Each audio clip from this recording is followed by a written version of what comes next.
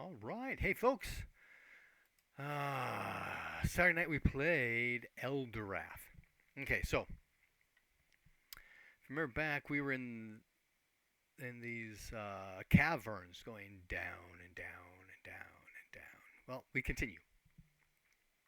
At this point, Wes, because in the same way that I'm messing with lighting and stuff in my RQG game, our GM here is messing with lighting stuff because we use Owlbear for this one as well. He's got more permissions though. He must be paying more for his subscription.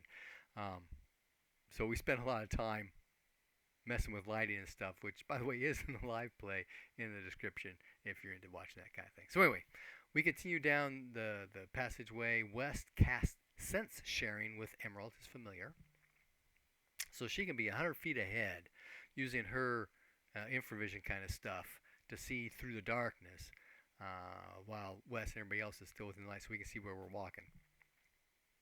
Up ahead, she hears something off to the left, so we move forward because we've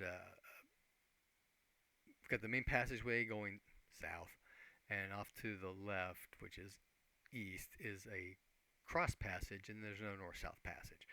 So she flies down there. We move down. Then she goes around the corner to take a look north and south. And when that happens, there are 3 goblins directly to the south from the rest of the party. Bowfire. All right. Wes got shot out 3 times. 2 of them missed, thankfully, and 1 is deflected. I remember to use my deflection. And we all charge forward, except for Raymond, who stays back at that side passage, just in case somebody tries to sneak up on him. Sure enough, there are 3 goblins back there who do sneak up on Raymond and Emerald, who's still hanging off back there, right? Okay, so we go down south. There's 3 archers plus 3 other goblins. There's 6 total. West throws his sleep. 4 of them go down. 2 of them then flee. We dispatch them. And then we head back north to help Raymond and Emerald. We end up dispatching those fairly quickly. Emerald got attacked at, which really upset her, but she was not hurt. Okay, we search by what's going on with these goblins. What do we know about them? Nothing we can figure out. They do have 4 silver coins that are unlike anything we've seen before. On one side is a spider, and the other side is an eye. I think we've run into the eye symbol before in the moat house. I'm going to have to bring that up next time. Okay, so going to the side passage, going north, we come across a table and some chairs. It's not made out of wood though, and Brent kind of figures out, hey, this looks like maybe giant mushroom parts. Head south on that side passage, and we come to what we call a goblin nest, right? They got their little piles of hovel they sleep on kind of thing. But there's like 24 of these little piles. Not the 3 and 6 we've run into so far. In searching about, we find 2 more silver coins, just like the others, with spider on one side, eye on the other. So we continue on down the main passageway again, and we make camp. During the first watch, which Raymond is on, there is an encounter.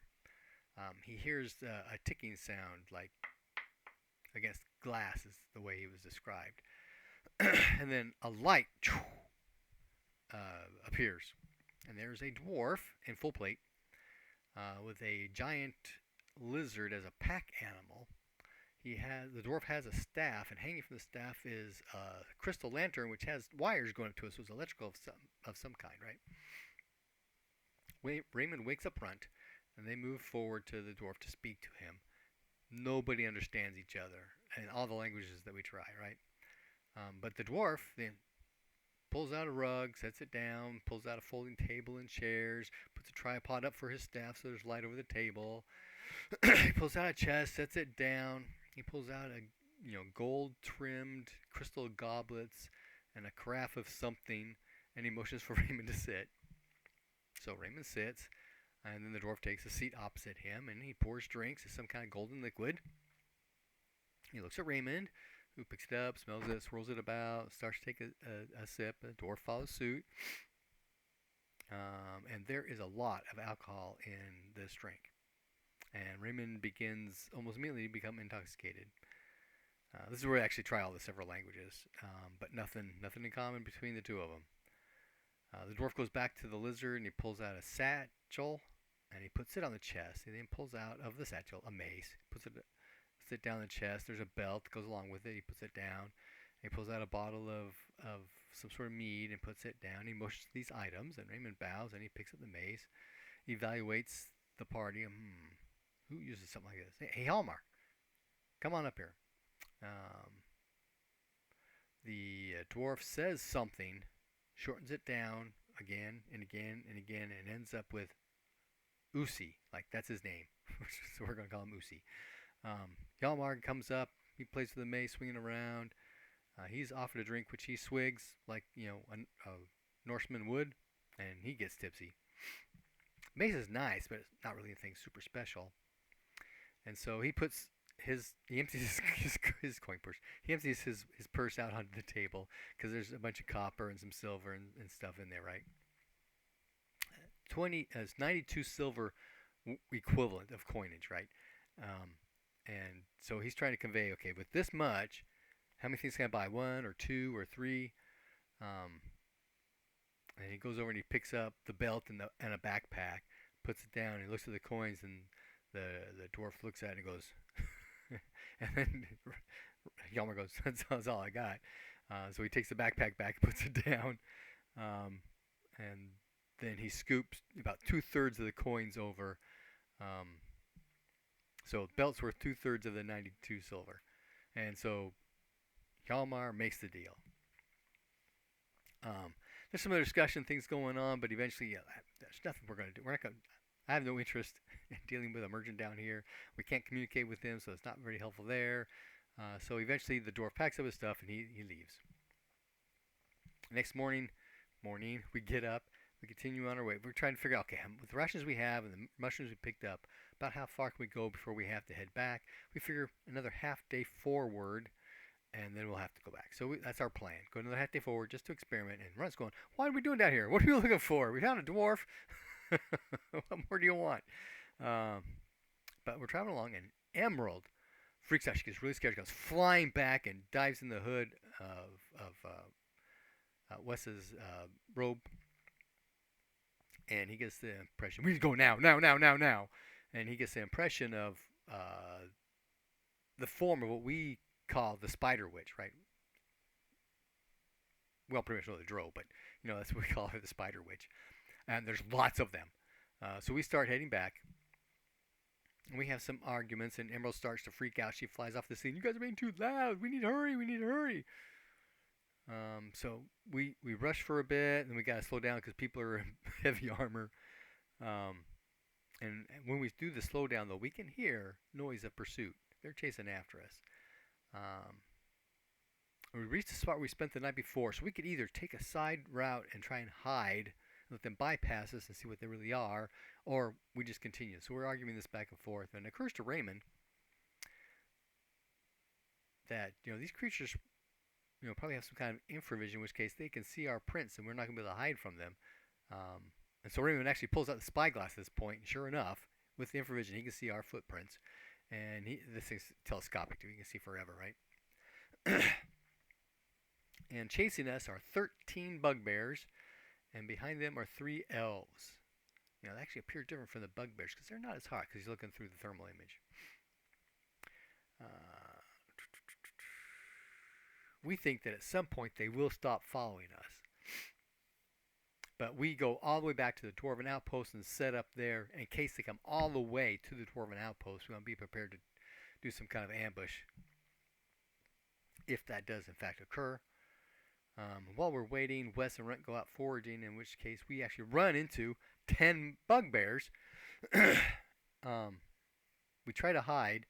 Wes was not successful, but they didn't scan him, so he's lucky there. We do manage to forage 3 man days worth of food, though, while we were out. And Runt keeps saying, hey, are these 10 bugbears from the bugbears that followed us? Maybe there's another entrance to the Underdark here that we should maybe find? So we go back to the Dwarven Outpost and discuss all this, and decide the next day that we'll go track around for that. So next day we go out, track to where the we find where the bugbears had traversed, right? So going northwest. So we're looking southeast. We find their tracks and we start to follow them, but we end up losing them.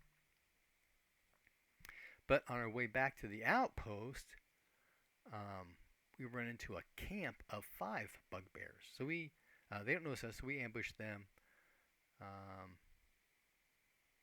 Did use the sleep 5 on them. 2 actually went down because the 3 hit die, even though they don't have powers of 17, which the 3 hit die does equivalent to because of the 12 power for the spell. It got all kind of gushy, but it is what it is.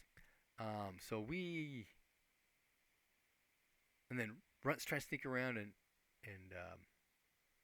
Wes is trying to sneak around. Wes is not able to sneak properly, so they, jump up, draw weapons, move forward. We attack, and then Hjalmar and Raymond are around behind us because they're the noisy ones, right? Raymond shoots his arrow, and then changes weapons. It comes running up, and Hjalmar just comes running up, and between all of us, we end up killing the last 3 and then dispatching the 2 that were asleep. Search the camp. We find 4 man-days worth of game, and 8 Minok coins. We then return to the Dwarven outpost. Next day, still nothing from the secret door from the Underdark Cavern, so we head back to Hamlet. It takes us about 4 days to do that. At the Bridge of Monstering Summoning, which I swore we changed to Demon Summoning, we have an encounter. But it's just merchants. They're covering up from Kirk. They have a missive for the new warden. Shh, don't tell people that. But the merchants get to Hamlet, deliver a communique. Oh, hey, weren't you? Yeah, that's me. It's a report from Kirk that the horse thieves were in fact captured and executed. Yay, justice. Now that we're back in Hamlet, we're going to do some downtime so we can roll off all our check marks, go and visit the Undersea Temple a few times. While we're there, Wes does in fact notice a novice that will fit the description of one of the wizard or the scholarly slots. And so there's a whole discussion on this stuff in the live play where we're talking about this because I couldn't remember what the different categories were. There's the clergy, there's the guardians, there's scholarly, and the skullduggery or the spies kind of thing. Those are the 4 categories within the spiritual hierarchy of the temple that we can hold slots into, because if you hold a slot, you can access temple assets.